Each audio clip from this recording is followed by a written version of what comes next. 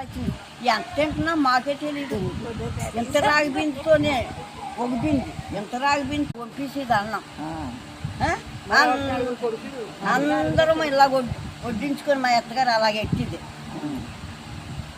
ఏం తింటున్నా మాకే తెలియదు. అయితే ఎంత ఎత్తు కర్ర గేదె ఉండేది, మజ్జిగ చేసేది, చేతికి అనుకుంది ఎండపూట.